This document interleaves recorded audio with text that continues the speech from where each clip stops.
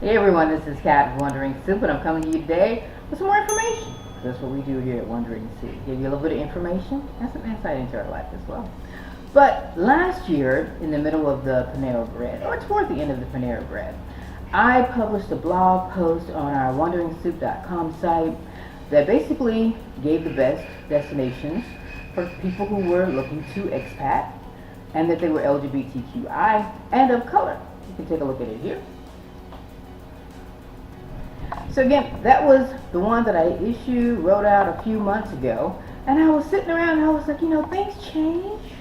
There was a huge movement to leave America, which is of course where I'm from, for other countries for various reasons. And if you remember the election, you remember what some of those reasons may be. So with that being said and things changing, I thought I would update the list. And not only this time write about it, but also do a quick video about it. Now I've changed some things, criteria for what goes on this list versus the list from last year in the Panera Bread. But this year I wanted to keep it focused on really two things. And one was laws on the books. Are there LGBTQI laws of protection and rights on the books in the country? And I also wanted to look at how treatment of people of color, past and present, was going, and what that would mean for you. So, with that being said, let's get into it. First up, we're going to head down to South America. And in South America, if you are considering this region of the world, you got to go to Uruguay. Uruguay is one of the most liberal countries in that region of the world when it comes to LGBTQI rights. And you shouldn't have any problems being out there. On the flip side, due to colonization and racism and just everything that the world does, because that's what we do as humans, there may be some problems with you being of color. Now, will it be as bad as, say, if you were a local and of color and darker hue? No. Being an American, being English, being whatever country you're from, you won't have as many issues. Because let's be honest, if you're moving to one of these countries, you usually add an advantage, economically speaking, most of the time. Now, of course, it doesn't fit everyone, but most of the time, that's what you're looking for, right? With that being said, you won't have as many issues. Will there be some issues? Yes, possibly. There is no utopia. Check out the city that you want to look at the neighborhood. Just be smart about whatever or wherever you want to live in that country. But Uruguay is on the list, definitely. Next up, if you're heading back up to North America, you got to go with Mexico.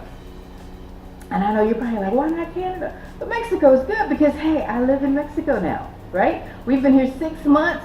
We've had no issues. It's been a great experience, and there are laws on the books. This is a Catholic country, though, so there's always going to be an issue, possibly. As far as being of color or black, there are Afro-Mexicans. Generally, they are poor and disenfranchised because of history. But you, as an American or wherever country you're coming from, again, you're going to be a little bit different or better off than a local. And that's just being honest, right? So Mexico is definitely on the list. Make sure you do your research in regards to what state and what city that you live in. Check out the neighborhoods. Do a walk around. Make sure that you will be and feel safe there. We are in Merida. No issues at all so far. This is not minimizing anybody else's experience, strictly going by ours, right? So we've hit South America, North America. Let's head on over to Asia. And with Asia, I'm going to have to go with Taiwan. It was on our list last year. It's on our list this year simply because out of all the countries over there, they have laws on the books. Thailand is a great place. Everybody loves Thailand. Everybody loves Vietnam. They feel safe there. Things are good, but they don't have laws on the books. So I'm going with Taiwan. And we lived in Cambodia, which does have laws on the books, but I'm still leaning toward Taiwan. Now, with that being said, as a person of color, will you stand out more there? Yes. Let's be honest. Will there be issues? Possibly. I don't think they're going to be as bad as if you were in other countries, say, like America. There's Western influence over there, Western media influence, there's these biases that are there, but again, you should be okay. You being an American, or whatever country you're from, it's just going to be a little bit different. You're going to be treated a little bit different. We had no issues in any of the countries that we visited over there, and I would definitely recommend Asia. Next up is Europe. There are a lot of countries to choose from here. And surprisingly, I went with Spain. And the reason why I went with Spain is because Spain has laws of protection that have been on the books since 2005. They're very progressive when it comes to LGBTQI rights. There are people of color there. You will feel comfortable there, I guess would be a good way of saying it. Now, there are issues with Spain's history. Let's not even remotely minimize any of those history issues and some present issues. So will there be instances of possible racism, xenophobia, blackface? Possibly. Do your research.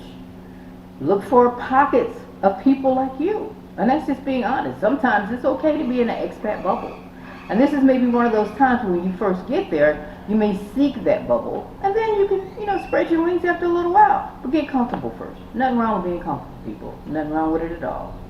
And last but not least, as I wipe the sweat away, because it's, again, hot in Merida today, I'm going to have to go with, I went back and forth, and a lot of people want to move to Africa, right? Big Blacksit movement to Africa, and unfortunately for LGBTQI, a lot of us can't go to the motherland, not until safe and be out. It's just not an option. So I looked at countries where you can do it, and South Africa does top the list. You go there, there are laws on the books, you will be protected in that regard. There are going to be other issues that come into play, and then it's surprising. You're like, well, I'm black and I'm in Africa, I should be good to go. Yeah, sometimes that's just not the case. South Africa is just one of those weird, bubbles of a utopia that doesn't exist, right? Because on paper, you should be perfect there, but South Africa has horrible history, and they're going through turmoil right now as the people are trying to find themselves and take back control of their country. You as a black American or whatever country you're coming from are going to be an oddity. It's just that simple. And I've heard different things and going back and forth. I'm still going to keep it on the list. I really, really push that you do your research.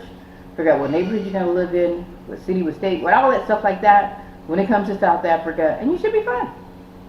Just do your research. That goes for every country though. Do your research. You don't have to visit it to move there first, because we haven't done that. We just moved. But we do a lot of research so that when we move there, we're at least a few steps ahead of just going there blindly. We've done neighborhood research, we've done demographic research, we've looked at crime statistics, we've read 50,000 articles, so 20,000 blog videos about moving abroad to whatever country that we're interested in. I implore you to do the same.